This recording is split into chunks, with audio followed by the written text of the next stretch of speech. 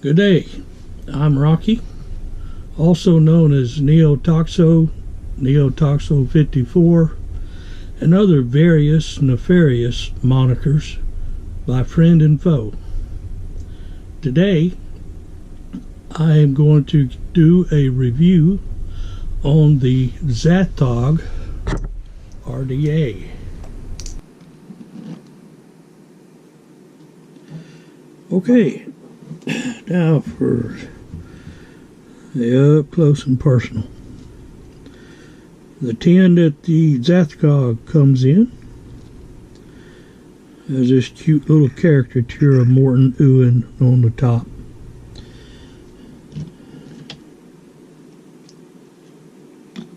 And what comes in it? You have a card that says follow us on the front side and an extended warranty on the back. I haven't had any dealings with their warranty service, so I cannot speak to that. It comes with a user manual. Find the camera.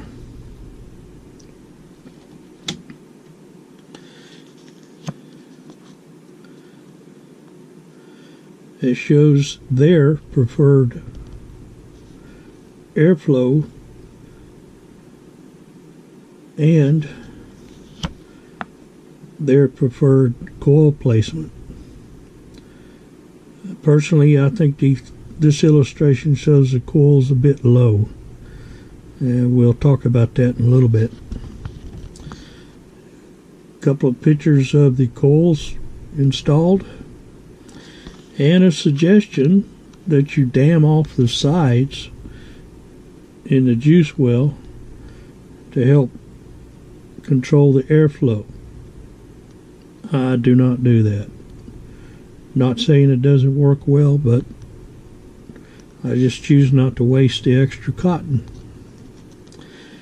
And a nice picture of some what appear to be 15 turn coils mounted in a Zathog. I'm not sure what resistance that is, but it's got to be something high. And a scanner. On the back of the container is also an authenticity check, and it tells you the color of the RDA and a scratch off Jingus. So you dump it out on the table. What do you got? You get a hex head Allen wrench for the hex head screw. Presently I have the squonk pin installed. This is just a standard hex pin, flat screwdriver top. You get 2 O-rings for the airflow, the top airflow, 2 for the bottom, and another one for the 810 fitting.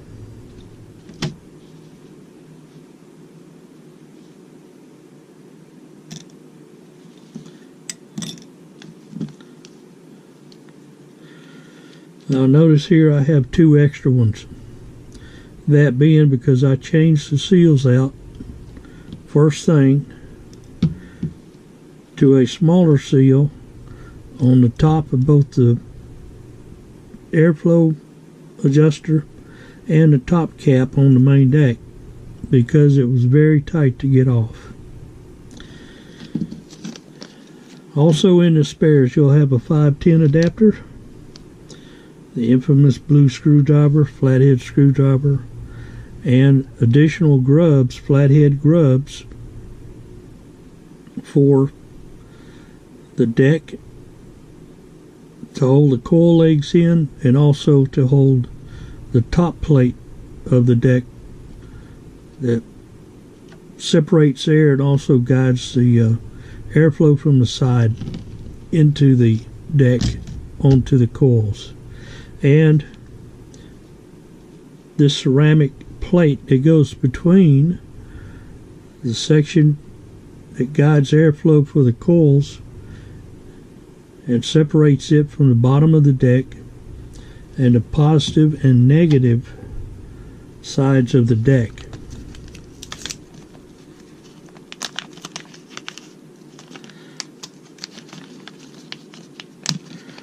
Take this out.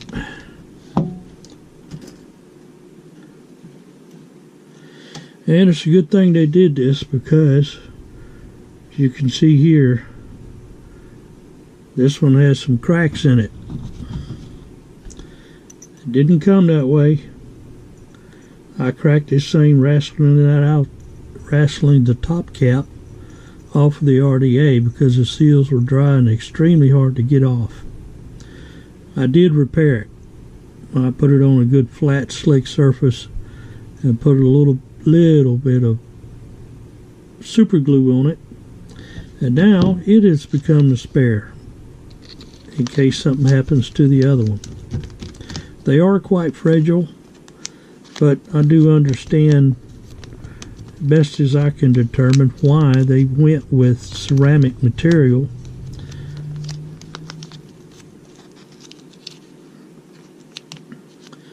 Because the way this thing is made, the top plate absorbs a lot of heat from the coils, and I believe a peak insulator would melt if it were underneath that. The RDA comes in a bag. Nice little velveteen, pseudo velveteen bag.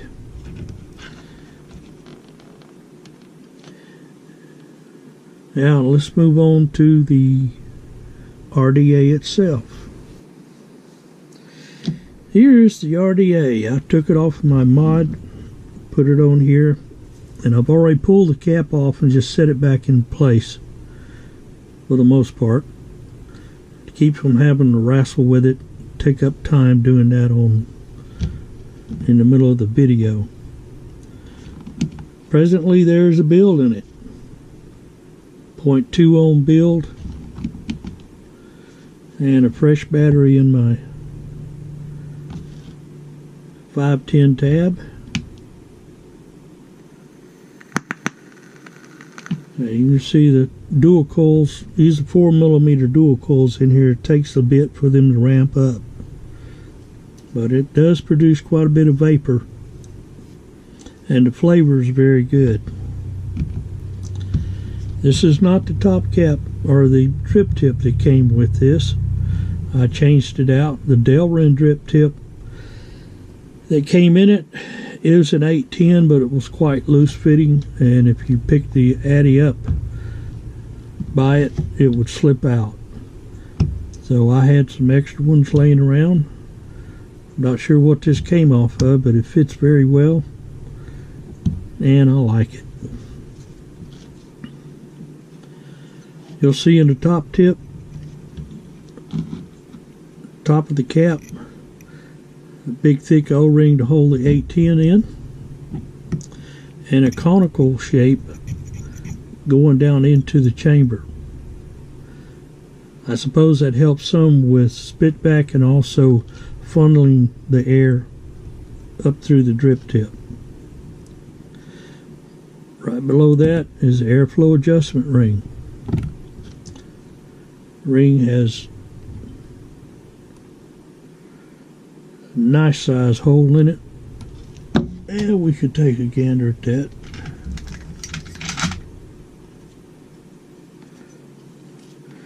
My handy dandy measuring tool.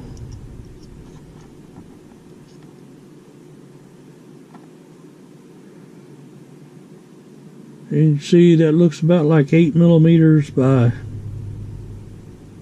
1. Well, it's plenty of airflow. There are 2 channels here and here for seating the rings off the cap,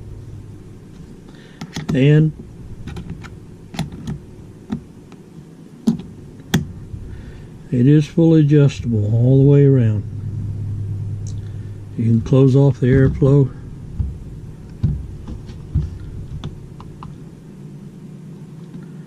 It's hard to see down in the hole.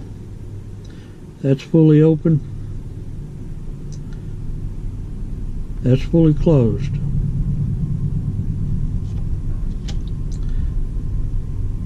Now the top cap is one piece.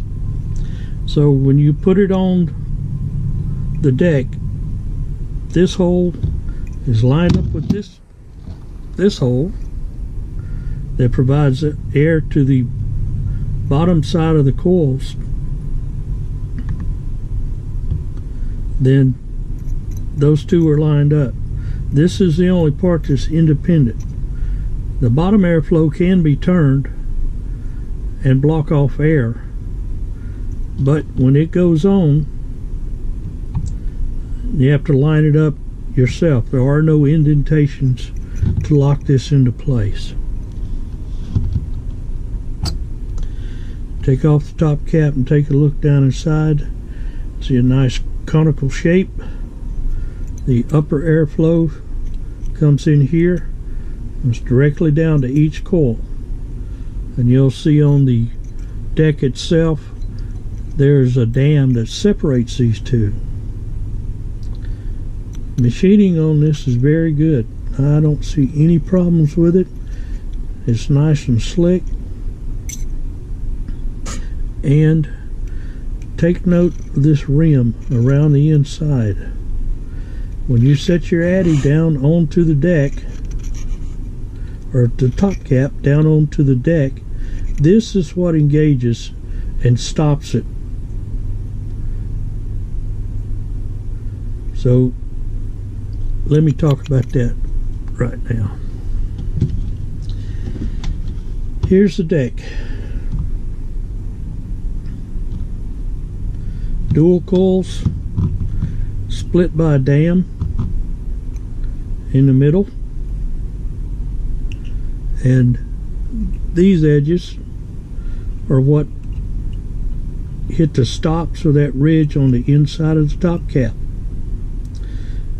Now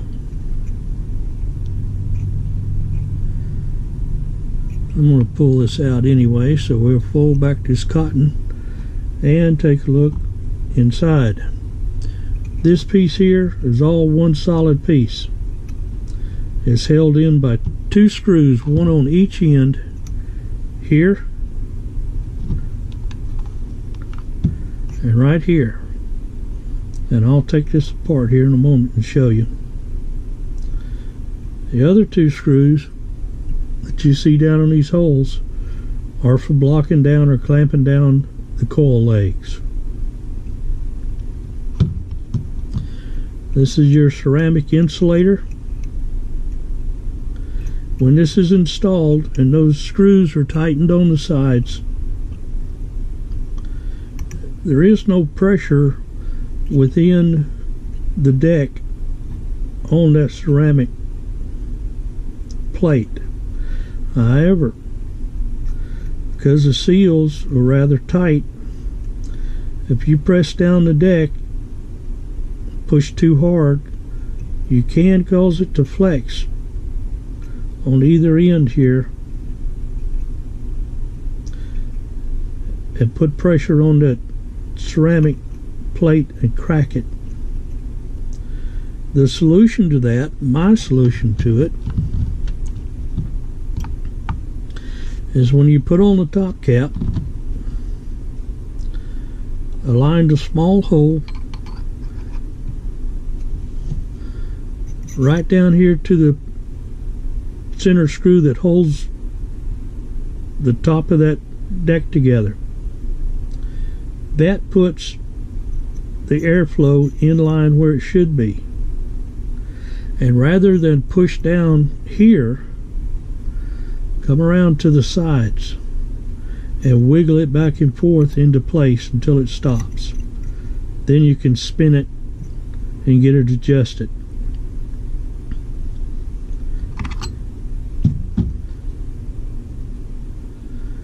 Shove this cotton out of the way. I don't know if you need to see that on camera or not.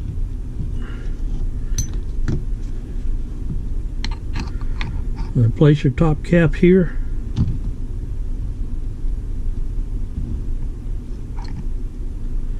Right above those screws, and wiggle it side to side.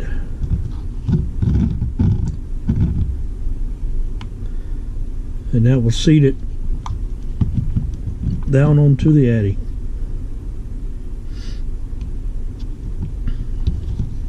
And you can adjust that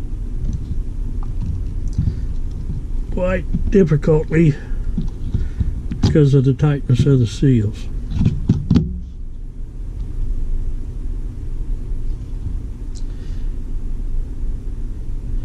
Pardon my moving around. I'm getting orientated to this video stuff and keeping everything in view of the camera. Whenever you place your coils in this vise, find the right angle here,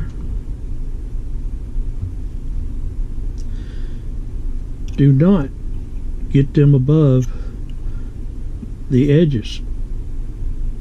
If you raise your coils above this, they're likely to short out on the top cap.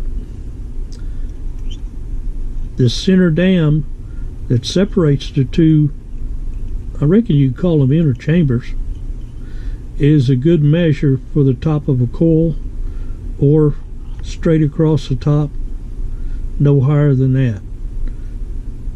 If they're narrow diameter coils, inner diameter, you might get by with it as long as they're not too wide. Okay, let's take this build out, take a look at the individual parts of the deck, and then see about installing some new coils. These particular coils that are in here are 4mm inner diameter. They're commercial flat wire 24 gauge stainless steel. I've been running them for almost 3 days now. I changed the cotton yesterday early in the morning, and vaping it since. So we'll start by pulling those out and take a look at the cotton in it. Try to work this around so we can get to it.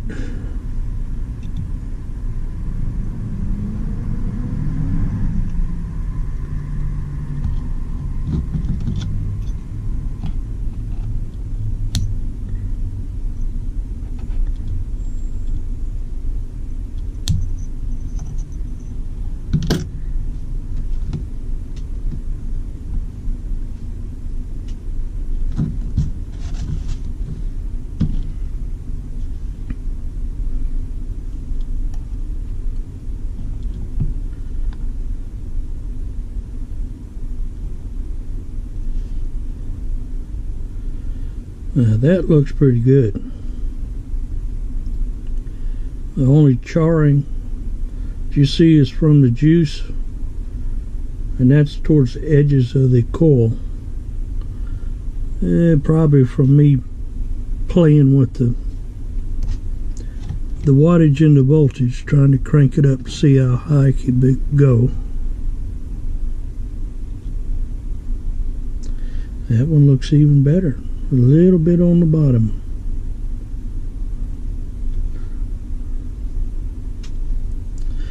And I think that coil was pushed down a little bit too far initially, and I had readjusted them.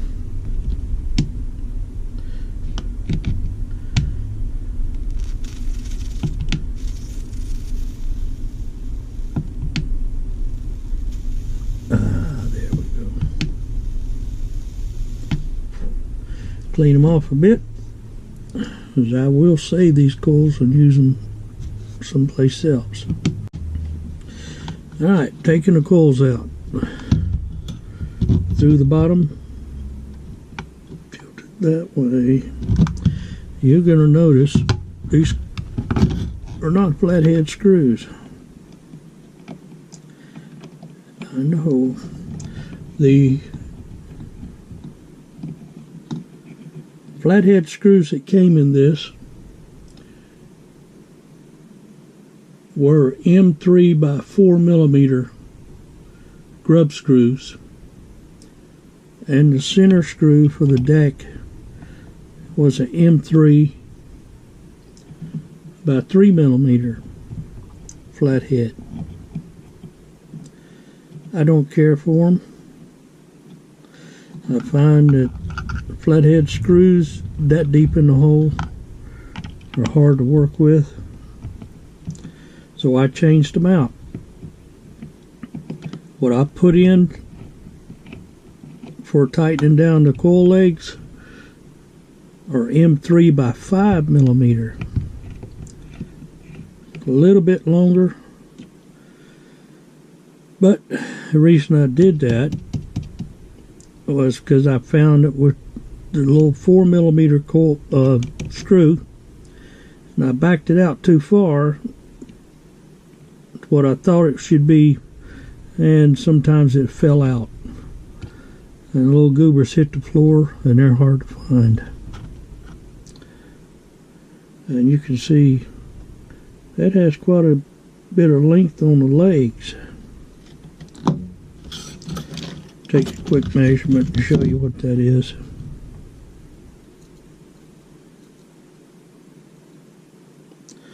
Those legs are right at 10 millimeters. The depth of the hole is 8 millimeters, and I set these coils, the bottom of the coil, 2 millimeters up off the bottom. That was to help take advantage of the direction of the airflow.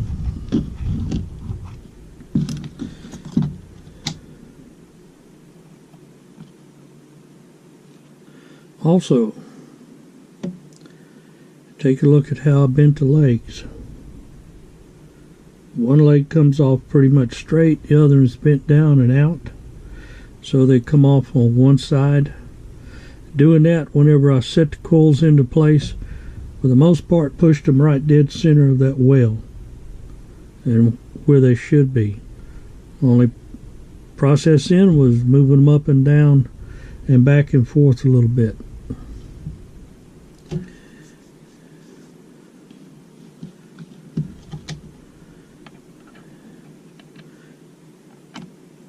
Now let's take off the centerpiece. See how this replacement ceramic piece has fared.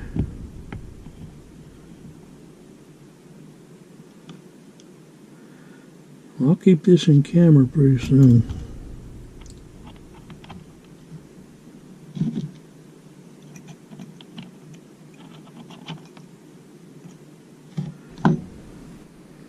Alright, there's the centerpiece. Here is your well where your juice is going to come out and spill into each one of these juice wells. The pins, retaining pins for this plate. The center dam and the edges. Remember, these edges drop right down and stop in the top of the top cap. If I can get this in here without losing it. Like so.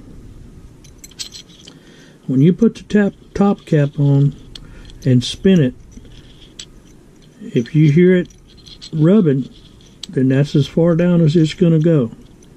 Don't push it any farther. You run the risk of putting pressure on the edges. Let me back in the camera here. On the edges here, that pressure transfer to the edges of the ceramic plate, and it could crack it. Personally, if it does crack and it's not bad, it's not shattered, then I would put it back in place and put it all down just to retain the insulation off of it.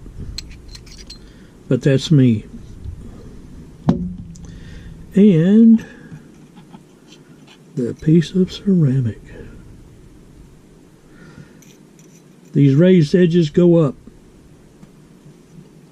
That's what the legs of your coil go into, and that helps keep them insulated from the negative side of the deck and the positive side of the deck.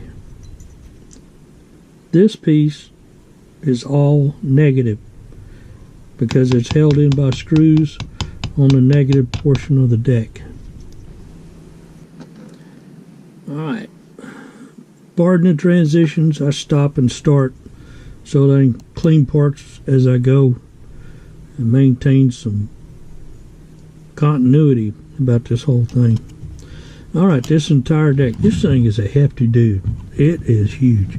I did not pull this out. It has a peak insulator around the side of it, and it's well pressed in.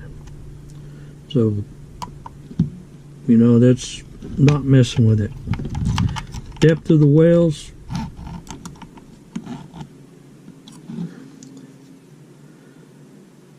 looks like 8 millimeters.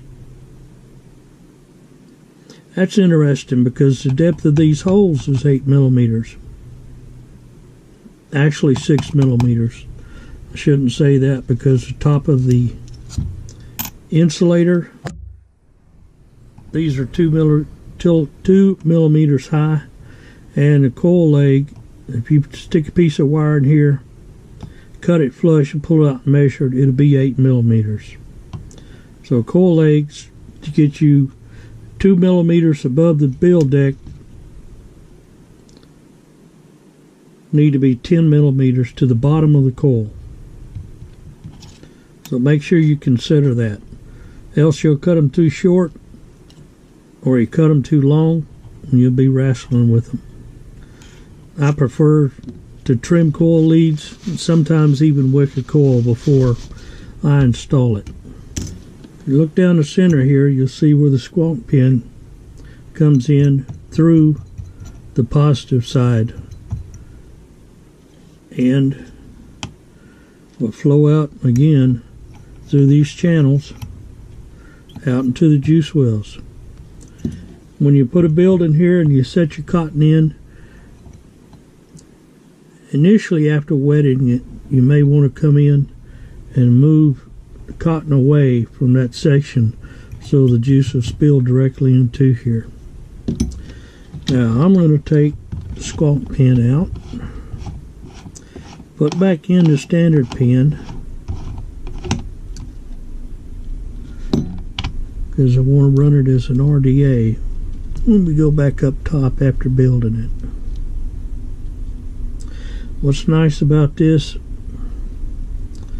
hex head pin, lots of surface area on the top of it, so it makes a good contact and a big hole.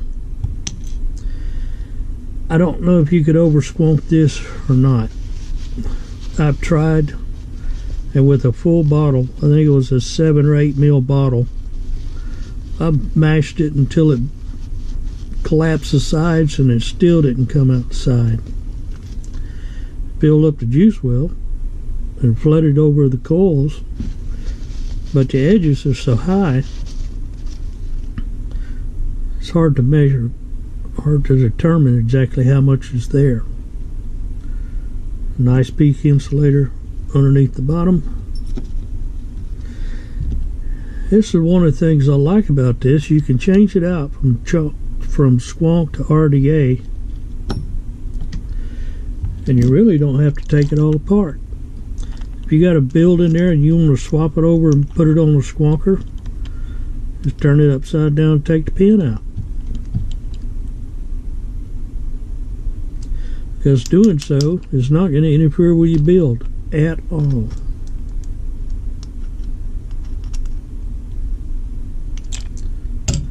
Make sure that's secure. Put her back down. And now when I juice the cotton, it won't leak all inside of my 521 mini tab. Alright, let's put it back together. Insulator in place. And the insulator looks good. I was concerned that the overly tight O-rings might cause me some problems, but not.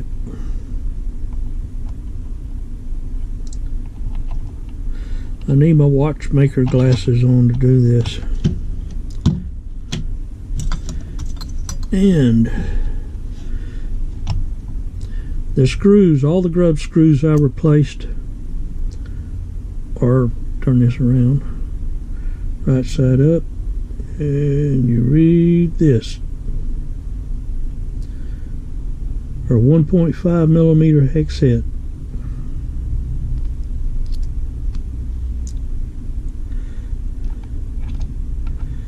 Set that in. I keep a little pressure wanting to take up all the space. Make sure it's not clamped down, but everything is flush and meeting up. And I do that to help relieve any future problems of the edges flexing.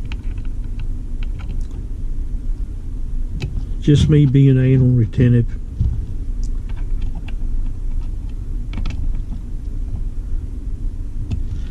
Oh, that was easy.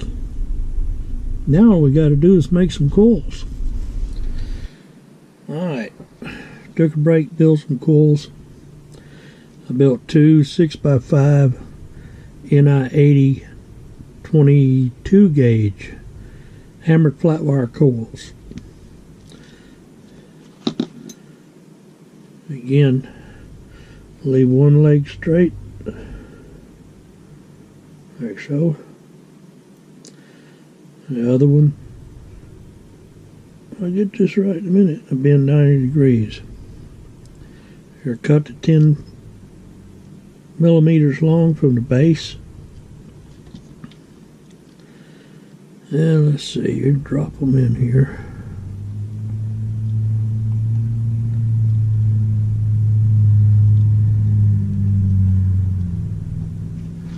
There we go.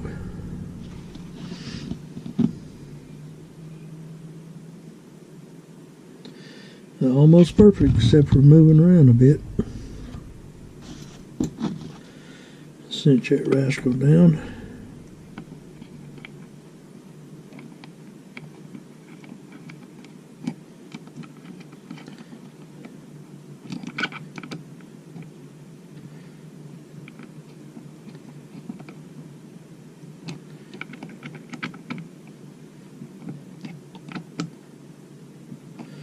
These screws do not have to be overly tight, they just need to be snugged up.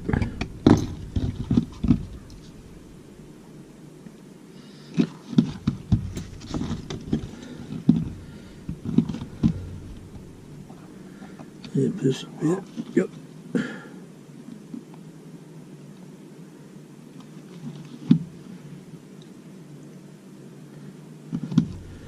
Little eyeball on it. How does it look? Not too bad. Okay, airflow. Airflow from the side, there we go, comes in and angles down. So you can see where the point of the little needle is touching. It's hitting right down here just below 3 o'clock position. And as Morten says, it should cause the air to flow underneath. Help draw some of the air that's coming down from the top with it. And it all piles up back here and sucks out the top. Check the other side real quick. Yep, that's looking good.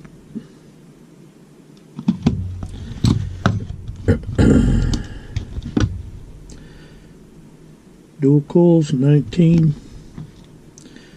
Need a fresh battery.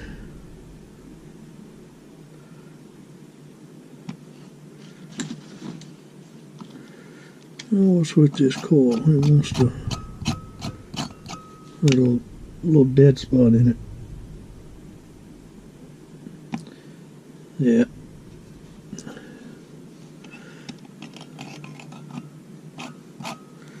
Needs to be spread out just a taste. There we go. Alright, I've already cut 2 pieces Japanese cotton. This is not Kojin dough, it's a cheaper version. It's a little bit thinner, but I got a bunch of it, so I've been using it. And what I do usually is cut a piece of cotton 4 times the inner diameter, so 3 and 4. And the way I know if it's going to fit right or not, first thing I do is twist up the end, take this off camera and squeeze it real tight, and stick it in the hole. And if it has trouble going, we'll take off one edge.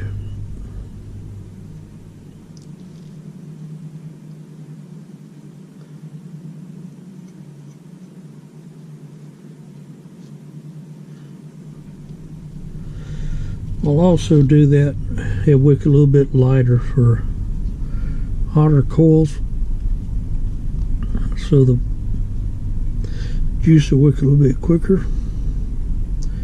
Where's the hole? There it is. Now this thing is just too easy to wick. You get all that space plus the size, 30 mil. Makes it easy.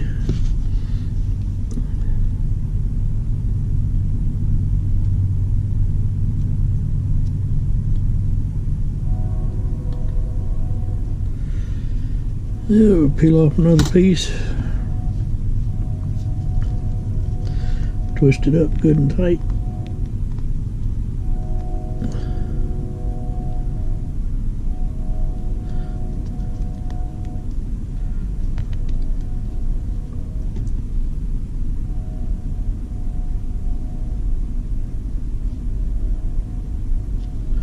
Come on.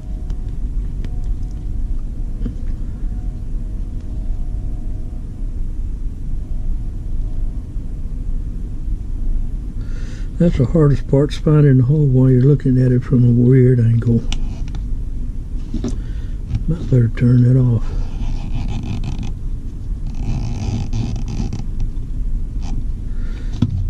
I don't really fluff the cotton, I just spin it around some, pull it back, nice and squeaky tight. Now for this, I cut the cotton right there about where that red seal is at. I think anything more than that for me is too much. That reached the bottom of the well.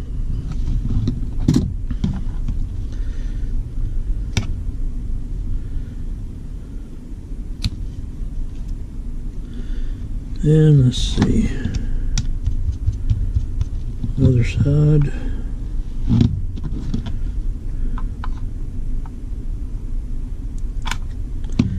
Cut 1,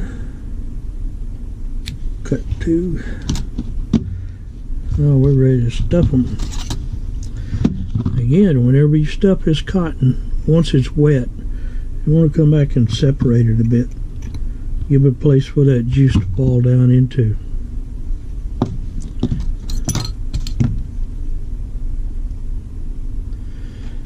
Oh, while I'm in a hurry, I reckon I want to vape it.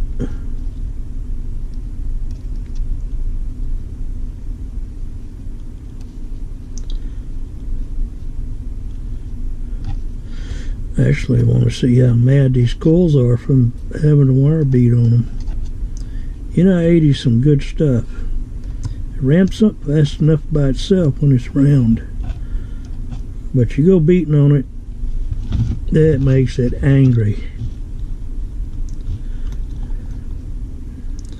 I really think you can build to a higher resistance and get the performance that you would want. Almost like you were putting a coil in that was half, well, some cases a couple, 3 ohms lower. Like you build a nichrome 80 flat wire coil to say 25, and it will act like a 22 or 23 at a given voltage. Oh, there we have it. Wicked up, ready to juice up. Alright, what we're putting in here is Zaba vanilla, 6 milligram nicotine. This stuff is good. I love it. And if you're dripping, and you can just allow the juice in there even after the coils are wet. It's got to get way up here where the pin is at before you ever start worrying about it coming out. So as a dripper or a squonker, you can just pour the juice to it, provided you don't tilt it on its side. I really am trying to make a mess here, and it's just not happening. Any juice that hits on the dam pretty much split between the two. The excess juice will run off the bottom.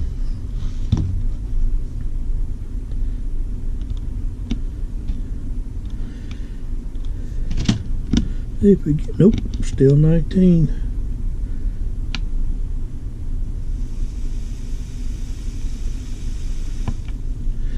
That's a low battery. Get this on a mod.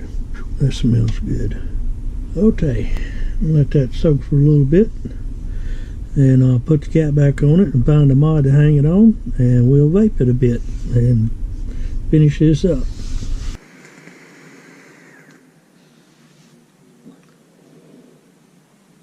So what do I think about the Zathog? First off, the cons. It's very tight O-rings, but I'm sure they will break in after considerable juicing and use. It should get easier.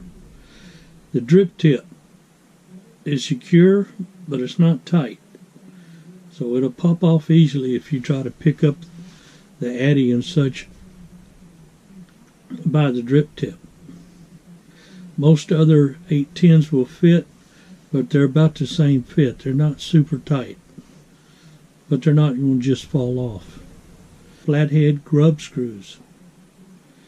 I'm not a fan of those. That's why I changed everything over to hex heads. Ceramic insulator. I understand why they use it, but it's very delicate. But if you're careful with it, it should outlast the addy. Highly polished stainless steel. I love the finish on it. It's very unassuming. There's no outside markings, but in the same light, it's slick. You get juice on it, and it's hard to turn. But that's a learning process. Airflow adjustment ring. It was tight, but changing out the O-ring in it fixed that for me. I put a smaller O-ring on the top. It was stretched out, so it wasn't as tight, and the bottom one holds it on quite well. It's a little bit noisy when the airflow's wide open.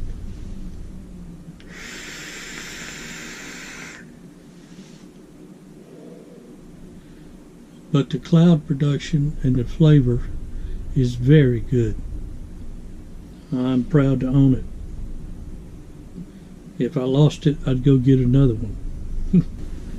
Pros. As far as I can see, the machining is flawless on this. Everything is a good fit, the inside and out. It's a heavy addy. There's a lot of metal in this thing. So between that and this Wismec Relo Gen 3, not something I want to tote around in my pocket, but a fanny pack or something else to support the weight. That's an all-day vape, even at 75 watts. It's easy build deck, one of the easiest I have seen. Very easy to wick, huge juice well. I do not think that you can over squonk this unless you did it on purpose. And as far as dripping,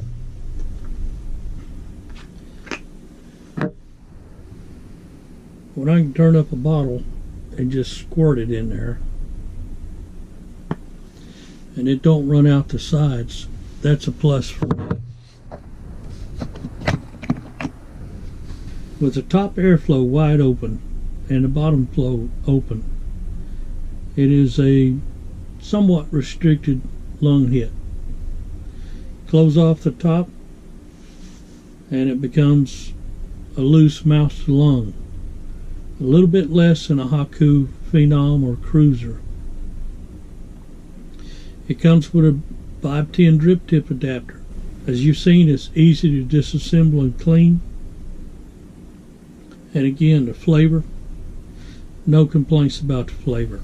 If you like what you see, please subscribe so that you'll get updates whenever I post new videos.